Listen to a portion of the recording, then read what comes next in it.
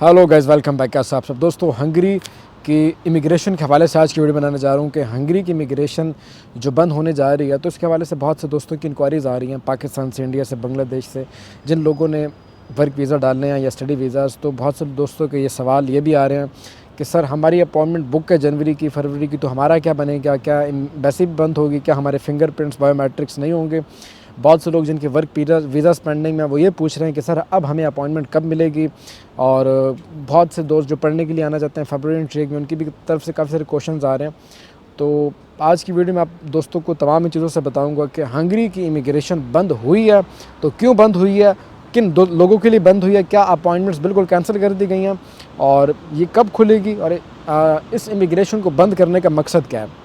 जो मेरे भाई हंगरी में रहते हैं, स्टूडेंट हजरात या काम वाले लोग, उन लोगों को पता होगा कि हंगेरियन गवर्नमेंट एक काफ़ी लंबे टाइम से इस कोशिश में है कि वो इल्लीगल माइग्रेशन को रोक सके, यानी कि जो लोग बॉर्डर क्रॉस करके या इल्लीगल तरीके से हंगरी में आते हैं उसको रोका जाए।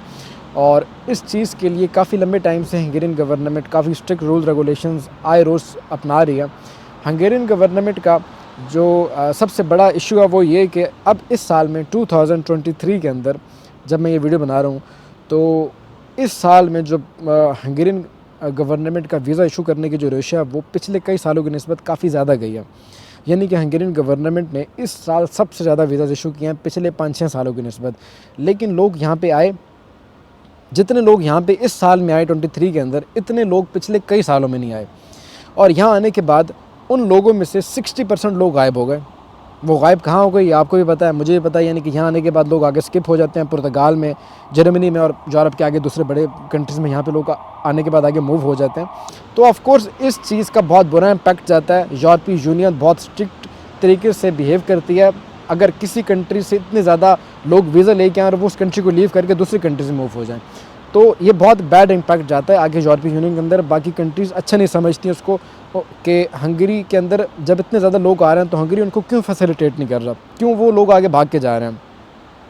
ये बड़ी वजह थी इमिग्रेशन बंद करने की। सेकंड बड़ी वजह वो ये कि यहाँ पे कुछ कंपनियाँ हैं जो डिलीवरी कंपनियाँ, जैसे कि वोल्ट, और यहाँ पे दो बड़ी कंपनियाँ फूडोरा और वोल्ट। तो इस साल में वोल्ट के अंदर बहुत ज़्यादा इंटरनेशनल हायरिंग की गई और वोल्ट की थर्ड कंपनियाँ, यानी कि वोल्ट कोरियर कंपनी की थर्ड कंपनियाँ यहाँ पे बनाई गई हैं और वो लोगों को हायर करके दुबई से, पाकिस्तान से, इंडिया से, नेपाल से यहाँ पे लेके आ रही हैं। तो इस सिनेरियो के अंदर बहुत ज़्यादा टैक्स चोरी हो रहा है। जो लोग यहाँ पे आ रहे हैं पाकिस्तान से, इंडिया से, बांग्लादेश से डिलीवरी का काम करने के लिए फ्लिट कंपनियों में, उनकी शिफ्टें 12-12 घंटे की, 10-10 घंटे की उनकी शिफ्टें रखी जा रही हैं और उनको जो टैक्स है वो केवल 6 से 8 घंटों का टैक्स दिया जा रहा है और टैक्स काफ़ी चोरी किया जा रहा है। उनकी सैलरी काफ़ी कम शो की गई है डॉक्यूमेंट्स में, और डॉक्यूमेंट्स में क्योंकि कम सैलरी शो होती है तो फिर टैक्स भी कम पे करती है कंपनी। तो इस तरीके से टैक्स बहुत बड़ी अमाउंट में चोरी हो रहा है हंगरी के अंदर। इन दो चीज़ों को रोकने के लिए, इलीगल इमिग्रेशन को और टैक्स चोरी को रोकने के लिए, हंगेरियन गवर्नमेंट ने अपनी इस इमिग्रेशन को क्लोज़ कर दिया मार्च 2024 तक। और जब मार्च 2024 के अंदर जब इमिग्रेशन ओपन होगी तो उस वक़्त तक तमाम रूल्स रेगुलेशंस चेंज हो चुके होंगे। जो लोग भी हंगरी का वीज़ा लेके आना चाहते हैं उन लोगों के लिए तमाम जो तरीका या प्रोसेस होगा वो बिल्कुल स्ट्रिक्ट और हार्ड हो चुका होगा। अब कौन कौन से जो इम्पोर्टेंट सिनेरियो सामने आएंगे स्टूडेंट्स हजरात को लेके जो पढ़ने के लिए आना चाहते हैं। अब सबसे पहला क्वेश्चन जो आपका जवाब देना था कि जिन भाइयों की अपॉइंटमेंट्स बुक हो चुकी हैं फरवरी इंटेक के लिए, तो क्या वो अब नहीं आ पाएंगे। देखें, जो हंगरी की एम्बेसी पाकिस्तान या इंडिया में मौजूद है, जिन लोगों की अपॉइंटमेंट्स बुक हो चुकी हैं वो लोग अपनी उस अपॉइंटमेंट्स को जाएंगे, उन लोगों के बायोमेट्रिक्स होंगे, इंटरव्यू होगा, वो लोग यहाँ पढ़ने के लिए आएंगे। लेकिन जिन लोगों की अपॉइंटमेंट अभी तक बुक नहीं हुई हैं उन लोगों को अपॉइंटमेंट नहीं मिलेगी। अपॉइंटमेंट आप बुक कर सकते हो 31 दिसंबर तक। अगर पोर्टल पे आपको शो हो रही है कोई अपॉइंटमेंट तो आप बुक कर सकते हो जनवरी फरवरी के लिए। अगर शो नहीं हो रही तो भैया फिर आपको मार्च तक वेट ही करना होगा।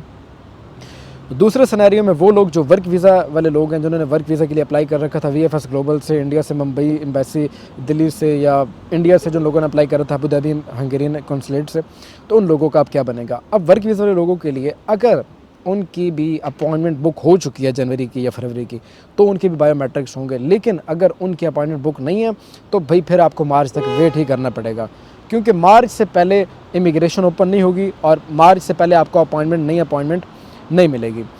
अब बात करेंगे उन लोगों के लिए जो फैमिली रियूनिफिकेशन वाले लोग हैं, जिनकी हंगेरियन फैमिलीज़ हैं जो यहाँ पे रहते हैं, और उन्होंने अगर अपने घर वालों को यहाँ बुलाना चाहते हैं या फैमिली मेम्बर्स को, तो क्या उनके लिए भी ये सेम प्रोसेस लगेगा या वो आ पाएंगे? तो मैं आपको साफ साफ बताता चलूँ दोस्तों कि इमिग्रेशन की तरफ से अभी तक ऐसी कोई अनाउंसमेंट नहीं आई कि किसी बंदे को रिलीफ मिलेगी, चाहे वो फैमिली वीज़ा पे या वर्क वीज़ा के ऊपर। तमाम लोगों के लिए कानून सेम लागू होगा। मार्च तक अपॉइंटमेंट्स ओपन होंगी और उसके बाद ही आपको वीज़ा मिलेगा और उसके बाद आप यहाँ पे आ पाओगे।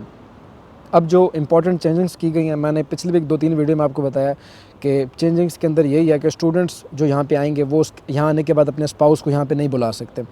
और यहाँ पे जो स्टूडेंट्स रहते हैं और उन्होंने जो अपने प्यारों को इंडियन से या पाकिस्तान से उनके लिए वीज़ा अप्लाई कर रखा है, तो क्योंकि स्टूडेंट्स के ऊपर स्पाउस वीज़ा बंद हो चुका है, तो इसलिए अगर जिन लोगों का वीज़ा प्रोसेसिंग में है उनको वीज़ा नहीं मिलेगा। ये मैं भी आपको बता रहा हूँ, इमिग्रेशन हंगरी की बहुत सख्त है। वो नए इस कानून के मुताबिक आने वाले लोगों को हैंडल करेंगे, क्योंकि ये नया कानून 31 दिसंबर के बाद लागू हो जाएगा।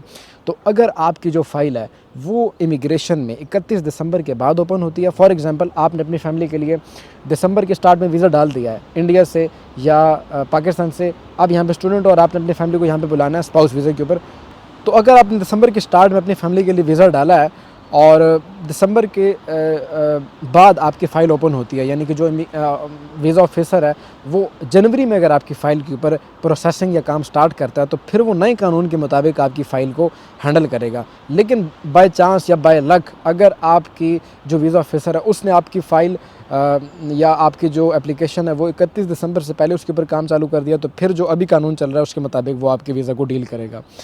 तो कोशिश ये करें कि अगर आप स्टूडेंट वीज़ा पे यहाँ पे रह रहे हैं तो आने वाले अगले 2-3 दिन के अंदर अगर आप अपना वीज़ा चेंज करवा सकते हैं तो आप अपना वीज़ा चेंज करवा लें, अगर आप अपनी फैमिली को यहाँ पे बुलाना चाहते हैं तो, क्योंकि इसके बाद स्टूडेंट वीज़ा पे स्पाउस वीज़ा बिल्कुल बंद हो जाएगा। और दूसरा, वर्क वीज़ा की कैटेगरी के लोग जो यहाँ पे वर्क वीज़ा के ऊपर हैं और वो अपनी फैमिली को बुलाना चाहते हैं, तो उनके लिए ज़रूरी ये होगा कि वो जिस कंपनी के साथ काम कर रहे हैं उस कंपनी के साथ उनका 12 से 16 महीना काम करना ज़रूरी है।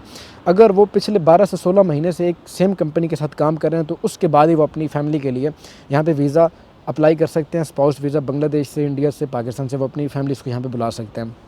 लेकिन अगर 12 से 16 महीने उनको नहीं हुए तो वो भी या तो सेल्फ़ एम्प्लॉयमेंट की कैटेगरी में आ जाएं या अपना बिज़नेस यहाँ पे स्टार्ट कर रहे हैं, क्योंकि इसके बगैर उनकी फैमिली को वीज़ा नहीं मिलेगा। तो ये कुछ इंपॉर्टेंट इन्फॉर्मेशन है जो आप दोस्तों के साथ शेयर करनी थी। तीसरा ये कि सेल्फ़ एम्प्लॉयमेंट को जो वीज़ा है, जो डिलीवरी कंपनी के ऊपर लोग आते हैं वीज़ा चेंज करके, ये वीज़ा 31 दिसंबर के बाद आप लोग अप्लाई नहीं कर पाओगे। मार्च में जब इमिग्रेशन ओपन होगी तब तक ये वीज़ा बंद हो चुका होगा, आप ये वीज़ा उसके बाद अप्लाई नहीं कर सकते। जिन दोस्तों को या जिन लोगों को मैं यहाँ काफ़ी टाइम से कह रहा हूँ कि आप अपना वीज़ा चेंज करवा लो, उनको मेरी ये बात शायद मार्च के बाद समझ आएगी। तो बस अभी तक की वीडियो के लिए इतना ही। अगर इसके अलावा भी अगर आपका कोई क्वेश्चन हो या कोई इंक्वायरी हो तो आप मुझसे कमेंट सेक्शन में पूछ सकते हैं। और अगर वीडियो अच्छी लगी हो तो वीडियो को लाइक कर दें। ज़ीशान आसिम को दीजिएगा इजाज़त, क्योंकि यहाँ पे बारिश हो रही है और हल्की हल्की यहाँ पे स्नो फॉलिंग भी हो रही है, मैं आपको दिखा पाऊँ। तो ऐसे वेदर में बैठ के आप दोस्तों के लिए वीडियो बना रहा हूँ, तो प्लीज़ लाइक कर दें वीडियो को, और इंशाल्लाह मिलते हैं अगली वीडियो में। तब तक के लिए टेक केयर, बाय बाय।